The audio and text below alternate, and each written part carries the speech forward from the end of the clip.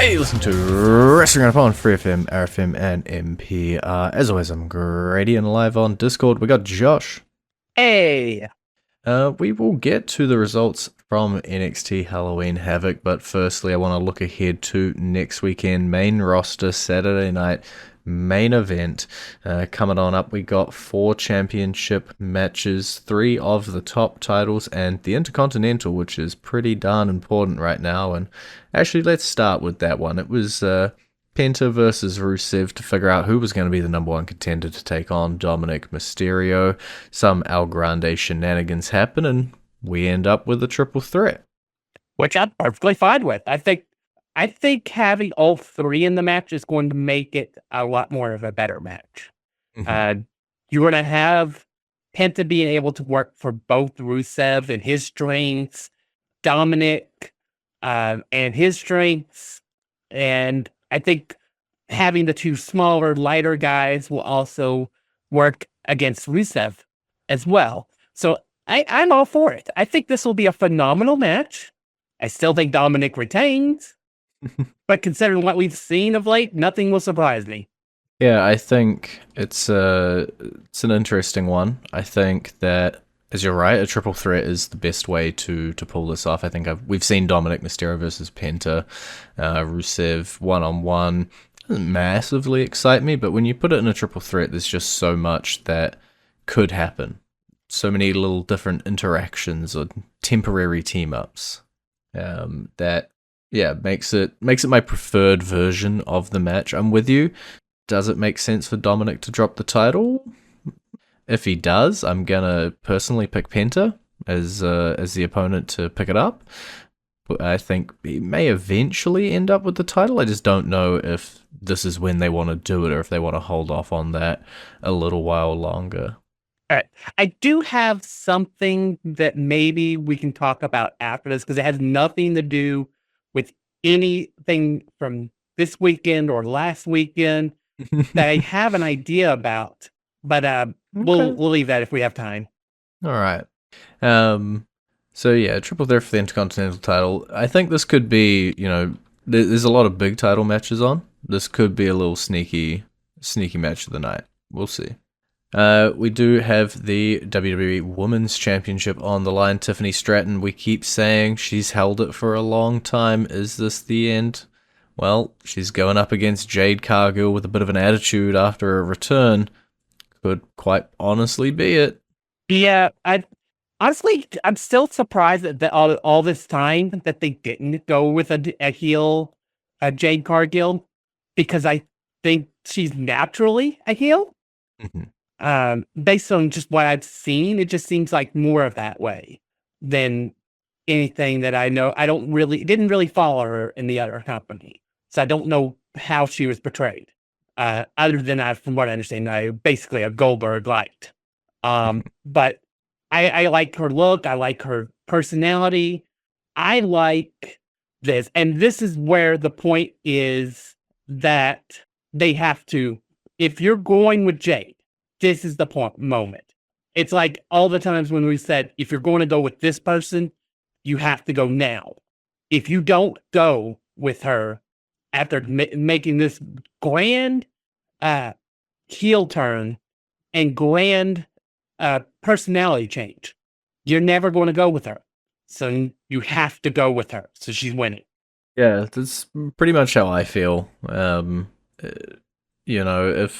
And with Tiffany, there's not a whole lot going on in that SmackDown division. We've talked about it quite a few times with challenges being a little thin. We thought maybe she might lose her title a month or 2 ago. She held on to it. Jade's back now. It makes a whole lot of sense. We thought Jade might actually be getting it a little bit earlier in her last title match. Didn't happen. All signs point to Jade Cargill winning here, and I'm finding it pretty hard to convince myself otherwise. And then if we look over to the WWE Championship, Cody Rhodes coming in as champion, picking it up off of John Cena earlier. Now we have him going against Drew McIntyre. Now I know there was some stuff you wanted to talk about a couple weeks ago, I think on SmackDown, around the way Cody Rhodes was interacting with Drew McIntyre, so throw that on in as well if you want. Yeah. Yeah, it's very weird. The end of their first title match involved him getting himself disqualified by hitting him with the championship belt. That's not something the All-American Hero does. I don't think it'll result in a character change, because I think they're convinced that they have to go full-born with Cody until there's nothing left as a good guy. I don't know how long that'll be before fans turn on that, but they eventually will. But it's just really interesting that he's not being like the Boy Scout that he portrayed to be when it comes to defending his title. Yeah, I think it adds like a little bit of an edge, even if it's not a full-blown attitude change or turn or anything like that. It just gives them a little bit of something. You know, we say a few times when there's a face champion and they're going up against a tough challenger that they do need to dig down and, you know, be a little bit more brutal, bring a bit more edge to their selves. And I guess Cody's doing that here and preparing to do it against Drew McIntyre at Saturday night's main event. Got a feeling he's going to end up walking out of that one the winner as well. Yeah, it's just another case where it's like, I don't know. I with Drew, anything is possible. I could see him winning and it making total sense. Maybe Cody like overlooks something or something and doesn't take it as seriously as he needs to or something. I don't know. And Drew claymores him and wins. Because Drew McIntyre is like one of the guys that we're like, that guy can win any match he wants at any time, regardless of how we feel about his chances. Yeah, I think that is the case, right? He's both as a character, as how he's built, the people he's won, the people he's lost against, the title opportunities he's had. Combine that all with a finisher like the Claymore, very similar to the RKO, can just happen out of nowhere and pick up a win. And it doesn't matter if that's a championship match or any other match with stakes, Drew McIntyre could win. And you can't really count him out because, you know, they'll do it when you least expect it. Yeah. Yeah, and I think that's one of the things that makes this such an intriguing match. I still think Cody wins, but I'm not like, it's not like 99% against one. It's like 60-40. Mm-hmm. It's, yeah, we'll call it the Drew McIntyre buff. We'll call it the Grady likes him buff. And then lastly on the card, it is the vacant World Heavyweight Championship. Seth Rollins obviously given it up because of injury. CM Punk was number one contender. We had that battle royal. Jey Uso comes out on top. It is Punk. It is Uso. Who's walking out with that title? This is like the one match on the entire card that I have no idea. And it's largely because it was thrown together last minute because of Seth's injury. Mm-hmm. There's no reason for Punk and Uso to be fighting. There's no story here. Even their promo on Monday was like trying to make sense of it all. But it kind of fell flat in ways. Yeah, I think it's a confusing one for sure. Yeah, I have a feeling it'll probably be Punk wins. The only thing I hope is that if Punk does win, it sets Jey off on a spiraling, out of control death spiral into a completely different character arc. Yeah, I kind of hope he gets there regardless of the win, right? I think we talked last week about Jey Uso being, you know, a little bit more desperate, corrupted, more like Roman Reigns, whatever sort of connection you want to end up drawing. And I think that really is where he's got to go. If you ask me, you know, the obvious outcome, CM Punk. It felt like the match they were setting up was CM Punk versus Seth Rollins, which may or may not have ended up with CM Punk with the championship. Jey Uso, I don't think he was particularly orbiting the championship scene in terms of, you know, getting a shot anytime soon. They could switch it back to him. He is still incredibly over, or at least the yeet during his entrance is still completely over. I just don't personally want to see us revert back to that. I think you can tell a better story of having him lose, whether that's because of interference, whether that's Jimmy Uso sticking his nose in. There's a few different bits and pieces to it, and I think you can continue to set up CM Punk versus Bron Breakker down the line as the Seth Rollins replacement. And if you pop it back on Jey, I don't quite know where it's going to go, really. So my preference, onto CM Punk. Yeah. Yeah. I think that's where they're going. I think if the eventually is heading for CM Punk versus Bron Breakker, I think that I don't think Punk would have won this match had Seth been healthy. Because I think the Vision, one thing, the Vision wouldn't have turned on Seth yet. So they would still have him in their corner. And I think Bron Breakker would have cost CM Punk the match. So it'll be interesting in seeing where they go. I would be fine with Jey being the champion because I think it's, again, a case of absolute power corrupts absolutely. And I could definitely see him holding that title, and it just further and further sending him down the dark path, making him what Jimmy tried so hard to prevent, and that's Roman. That is entirely fair. Well, we'll see how it all plays out at Saturday night's main event. Those are the 4 matches as of time of recording that are on the card. It is time to go into our entrance theme this week. When we come back, we'll talk NXT Halloween Havoc, which is actually the reason we're playing this theme, which is Tatum Paxley's Playing For You Now.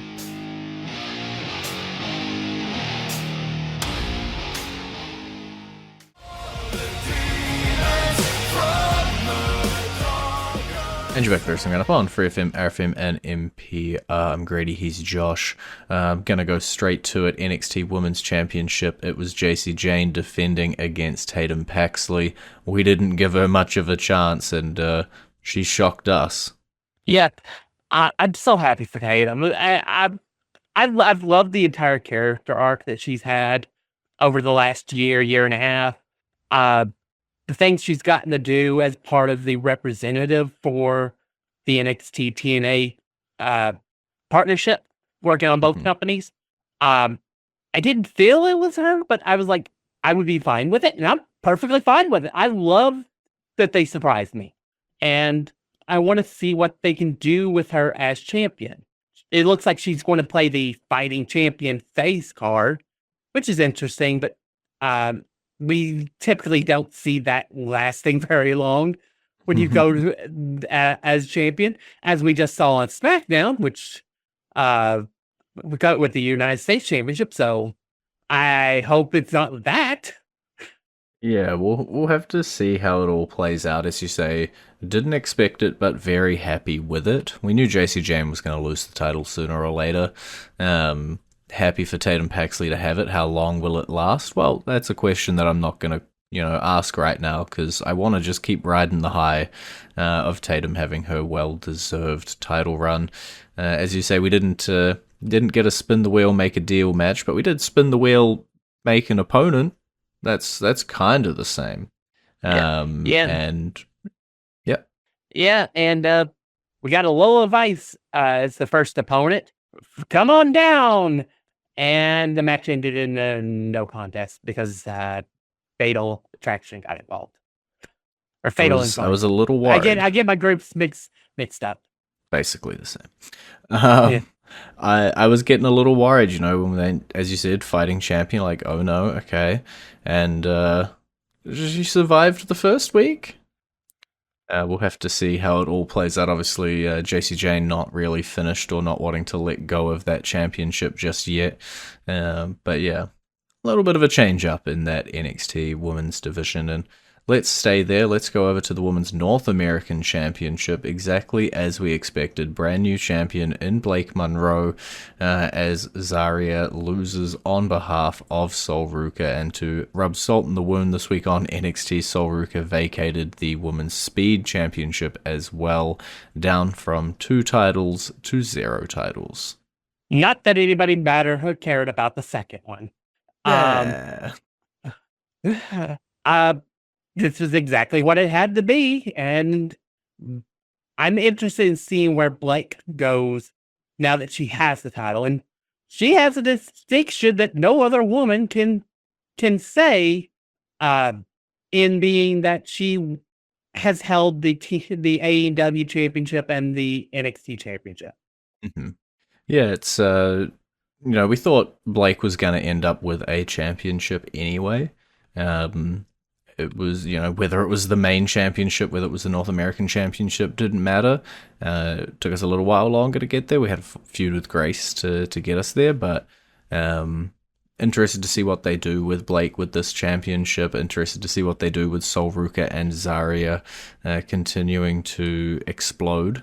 I got to imagine this is going to grate very heavily on Sol Ruka, even if you didn't care about the second championship. Maybe in storyline, Sol did. And so that's a little bit of a burning week for her. Not only do you have an injury, but you also lose a couple of belts along the way.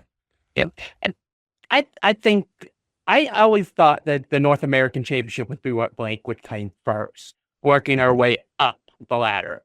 I never saw her as immediately jumping to the Women's Championship, so I think they're going the right route. They're building her heel character. She might eventually end up being the person that takes it off Tatum. Mm-hmm. And I don't think it will surprise anybody when it happens. No. If it does. Let's go men's North American champion up next. It was a Day of the Dead match. It was Ethan Page defending against Dr. Wagner Jr. and Ethan Page. He came out on top. He survived. Yep. Canadian's greatest gift behind just Chelsea Green is still rocking. Personally, I know we saw it a bit for the other title, but I kind of want to see Ethan Page versus Joe Hendry for this title. Mm-hmm. Heck, make it so that that's where they actually get their long-lasting win over in NXT, and he takes that title over to the other company. But yeah, it's great. It was a good match. Highlighted heavily what Wagner can do, and Ethan Page is a godsend. He's amazing. That's why the whole God's gift to the North American continent thing is only said in jest because I love what both of them are doing, both him and Chelsea Green. Yeah, I think it's definitely, continuing a really good run of Ethan Page's. I think giving AAA that showing with Dr. Wagner. Could still do a match if you want to flip it on for his title, we'll see. But from their backstage interactions, you could be right about Joe Hendry. It could be where they end up going in the short term. Obviously, question marks around how much longer necessarily he's going to be a TNA superstar, when he's going to officially become a mainstay of, well, he's kind of a mainstay, a formally contracted member of NXT. But we'll see how it all rocks and rolls, but that could be a cool, fun little feud with Hendry and Page for sure. And talking about cool, fun little things, Javon Evans, Leon Slater, they had their tag match despite hating each other against Mr. Iguana and La Parka, and actually came out on top. Not really that surprising. I like it when they do the whole two guys are fighting over a championship, but they have to work together for a while storyline. Mm-hmm. Because I think it just deepens, it can deepen any mistrust between them, but also if they're two good guys, it can just make them respect each other more. It gives them a heads up on their match, just makes it more personal in a good way, not a I hate you, you hate me sort of way. And that's fine. That's perfectly fine. I'm interested in seeing where they go because obviously we're getting another X Division Championship match between these two. It's just a matter of where, when, and how, and what happens afterwards. 100%. These two are obviously not finished with each other. You don't do a match like this to, blow it off. This is to continue giving them that history, as you say. Sometimes it leads to a little bit of mutual respect. Sometimes it just, gives them some more history between themselves. So we'll see how they end up going, whether that's at a TNA pay-per-view, whether that's here on NXT. Who knows, but we'll keep an eye on that one. Talking about surprising NXT Tag Team Championship, if you thought Tatum Paxley was a surprise, well, we got some new champions. That's one of the old champions, 17 days ago. That's what makes it even more surprising. They beat the new champion, Buff. Yeah. But the new champion Buff was also broken by the fact that they weren't the champions anymore. Because they transformed into their broken version. Mm-hmm. So that broke the new champion Buff. I don't know what they're doing here. I guess they gave them that win so they would have that honor of having held all these titles and the TNA title, the NXT titles as well, because they hadn't done that. But then again, that's why I said for the TNA side, like, give me Joe Hendry as NXT North American champion. So that we can have something like for a couple of months of having TNA having one of their championships. 100%. It felt like this could be the one that went for a little while. I really did not expect DarkState to come out on top here. Actually, a fair shock from me. I don't know what switching the titles to the Hardys did really, other than, putting a tick in a column, put two titles on the line against the Dudleys, but that didn't play into anything. They come back here, they have a broken rules match lined up perfectly with their characters, their gimmick, and they lose it to DarkState, who they took the titles off, so we weren't even using it to transfer champions. Overall, it's just kind of left me a little bit confused about exactly what they were trying to do here. Well, but hey. That's the thing. We should have seen this coming, because anytime somebody has a stipulation match that is specifically for them, 80% of the time they lose it. Yeah, you're not so wrong. We should, unless your name is John Cena, you become synonymous with I Quit matches. You just don't lose those. Yeah, it's I don't know. That's all I put it as. I don't know. I assume we're kind of just going to forget the last couple weeks or the last month existed, and the Hardys are going to go back to being TNA Tag Champs, and DarkState are going to go back to being NXT Tag Champs, and none of it really happened. We were talking about maybe it's setting up this big match on the Hardy compound, and now I'm not entirely sure if we've bounced the titles back to DarkState. I don't know if we're going to want to have that again, because they'll just have to lose, because DarkState won't bounce the titles. I don't know. Well, the thing is, with the compound matches, they're never really actually matches. So why does the titles have to even be involved if you have involve it? Fair. There you go. There's a way around it. And we're going to almost run out of time. Ricky Saints retains the NXT Championship over Trick Williams, and I will leave it up to you. Do you want to talk about that match, or do you want to talk about the thing you mentioned earlier? I think I'm not going to talk about that match, because that match isn't done. I mean, 2 weeks they're doing a last man standing match, so go figure. Fair enough. We know that John Cena has roughly 4 appearances left, 3 to 4 appearances left. We know that he has a Raw appearance. He has Survivor Series, and he has his last match at the next Saturday night's main event. Mm-hmm. What if at the Raw appearance in a couple weeks, he challenges and beats Dominic Mysterio for the Intercontinental title, checking out that off the box, and becomes a Grand Slam champion? He then loses it at the pay-per-view because to somebody, I don't know who, or maybe even back to Dominic, but he loses it to somebody, and then he has his farewell match with whoever it's going to be next. That was kind of my thinking, was maybe we could do that, we could get the title off of Dominic and get him ready for the next step. Yeah. I really think there's a strong chance of him being Mr. Money in the Bank next year. So I think it's like, and I'd love to be able to say John Cena, Grand Slam champion. That's something we can't say because he's never held the Intercontinental title. By the time that he got on the show where the Intercontinental title was a thing, he was in the main event all the time. Yeah, it makes sense. I wouldn't be against it. You know, sometimes I'm quite against box ticking, but in this case, it is John Cena and it is a Grand Slam, and if anybody deserves it, it is John Cena. Yeah, and you almost certainly would expect it that his Survivor Series match would be an open challenge because that's John Cena as a face with the championship.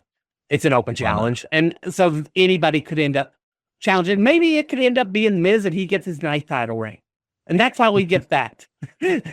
100%. Well, we'll see how that all plays out, but we have run out of time for this week. It's been great talking to you. Bye, Dee.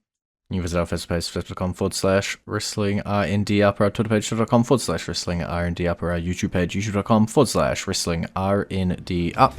And we will see you next week.